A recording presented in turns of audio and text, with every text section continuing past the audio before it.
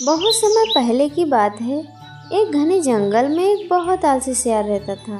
पेट भरने के लिए खरगोशों और चूहों का पीछा करना व उसका शिकार करना उसे बड़ा भारी लगता था। शिकार करने में परिश्रम तो करना ही पड़ता है, लेकिन उसका दिमाग बहुत शैतानी था। यही तिकड़म लगाता रहता कि कैसे ऐसा जुगाड़ लगाया जाए जिससे बिना हाथ पैर हिलाए भोजन मिलता रहे। एक दिन उसी सोच में डूबा वह सियार एक झाड़ी में छिपा बैठा था। बाहर चूहों की टोली उछल कूद व भाग दौड़ करने में लगी थी। उनमें एक मोटा सा चूहा था जिसे दूसरे चूहे सरदार कहकर बुला रहे थे और उसका आदेश मान रहे थे। सियार उन्हें देखता रहा। उसके मुंह से लार टपकती रही। फिर उसके दिमाग में एक तरकीब आई। जब चूहे वहां से गए तो उसने दबे पांव उनका पीछा किया। कुछ ही दूर पर उन चूहों के बिल थे।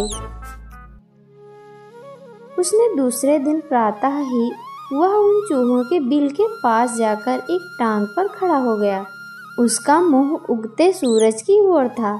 चूहे बिलों से निकले तो सियार को उस अनोखी मुद्रा में खड़े देखकर वह बहुत चकित हुए। एक चूहे ने जरा सियार के निकट जाकर पूछा, सियार मामा, तुम इस प्रकार एक टांग पर क्यों खड़े हो? सियार ने एक आंख खोलकर बोला, मूर्ख, तूने मेरे बारे में नहीं सुना।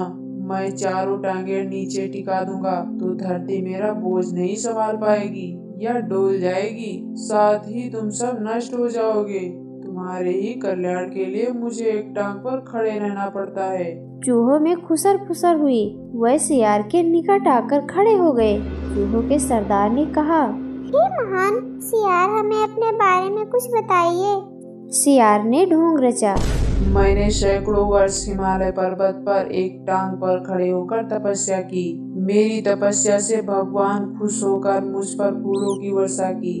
भगवान ने प्रकट होकर कहा कि मैं चारों पैर पर धरती रखूं तो धरती गिरती हुई ब्रह्मांड को फाड़कर दूसरी ओर निकल जाएगी। धरती मेरी कृपा पर ही टिकी रहेगी। तब से मैं एक टांग पर ही खड़ा हूँ। मैं नहीं चाहता कि मेरे कारण दूसरे जीवों को कष्ट हो। सारे चूहों का समूह महातपस्वी सियार के सामने हाथ जोड़कर खड़े हो गए। एक चूहे ने पूछा, तपस्वी मामा, आपने अपना मुंह सूरज की ओर क्यों कर रखा है? सियार ने उत्तर दिया, सूर्य की पूजा के लिए। और आपका मुंह क्यों खुला है? हवा खाने के लिए। मैं केवल हवा खाकर जिंदा रहता हूँ। मुझे खाना खाने की जरूरत नहीं पड़ती। मेरे तप का बल हवा को ही पेट में भांत भांत के पकवानों में बदल देता है। उसकी इस बात को सुनकर चूहों पर जबरदस्त प्रभाव पड़ा। अब सियार की ओर से उनका सारा भय जाता रहा। वे उसके और निकट आ गए। अपनी बात का असर चूहों पर होता देख मक्कार सियार दिल ही दिल में खूब हंसा। अब चूहे महातपस्वी सियार के भक्त बन गए। सभी चूहे उस सियार के आसपास बैठकर भजन कीर्तन करते रहते। सियार सियाराम भजनम भजनम। भजन कीर्तन समाप्त होने के बाद चूहों की टोलियां भक्ति रस में डूबकर अपने बिलों में घुसने लगती तो सियार सबसे बाद में 3-4 चूहों को दबोच कर खा जाता। फिर रात भर आराम करता, सोता और डकारे लेता। सुबह होते ही फिर वह चूहों के बिलों के पास आकर एक टांग पर खड़ा हो जाता और अपना नाटक चालू रखता। धीरे धीरे चूहों की संख्या कम होने लगी। चूहों के सरदार की नज़र से यह बात छिपी नहीं। एक दिन सरदार ने सियार से पूछ ही लिया, हे महात्मा सियार, मेरी टोली के चूहे मुझे कम होते नजर आ रहे हैं। ऐसा क्यों हो रहा है? सियार ने आशीर्वाद की मुद्रा में हाथ उठाया, हे चतुर्मुषक, ऐसा तो होना ही था। जो सच्चे मन से मेरी भक्ति करेगा उसका शरीर वैकुंठ को जाएगा। बहुत से चूहे भक्ति का फल पा रहे हैं। चूहों के सरदार ने देखा कि सियार मोटा हो गया है। कहीं उसका पेट ही तो नहीं वैकुंठ लोक है जहाँ चूहे जा रहे हैं।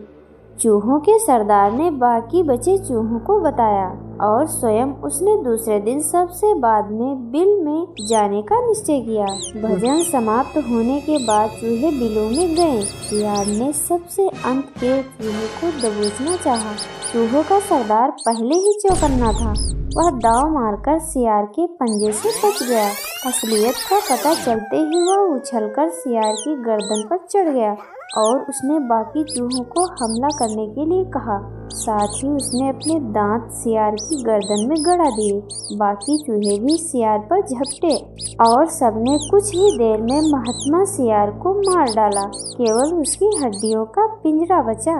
इस कहानी से हमें यह सीख मिलती है कि ढोंग कुछ ही दिन चलता है, फिर ढोंगी को अपनी करनी का फल मिल जाता है।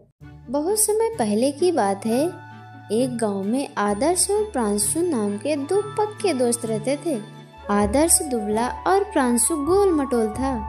दोनों एक दूसरे पर जान देने का दम भरते थे, लेकिन उनकी जोड़ी देखकर लोगों की हंसी छूट जाती। एक बार उन्हें किसी दूसरे गांव में रहने वाले मित्र का निमंत्रण मिला। उसने उन्हें अपनी बहन के विवाह के अवसर पर बुलाया था।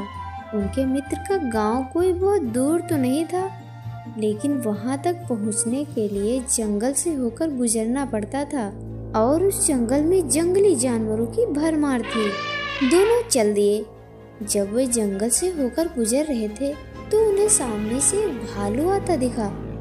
उसे देखकर दोनों भय से थर-थर कांपने लगे। तभी दुबला पतला आदर्श तेजी से दौड़कर एक पेड़ पर जा चढ़ा, लेकिन प्रांशु मोटा होने के कारण उतना तेज नहीं दौड़ सका। उधर भालू भी निकट आ चुका था। फिर भी प्रांशु ने साहस नहीं खोया। उसने सुन रखा था कि भालू मृत शरीर को नहीं खाते हैं। वह तुरंत जमीन पर लेट गया और सांस रोक ली। ऐसा अनुभव किया कि मानो शरीर में प्राण ही नहीं है। भालू घुंघराता हुआ प्रांशु के पास आया, उसके चेहरे और शरीर को सूंघा और उसे मृत समझकर आगे बढ़ गया।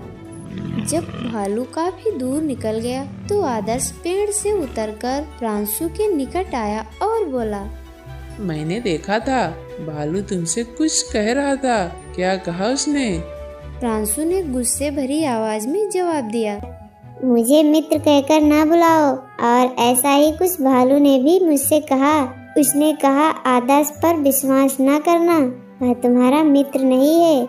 यह सुनकर आदर्श शर्मिंदा हो गया कि उससे कितनी भारी भूल हो गई थी।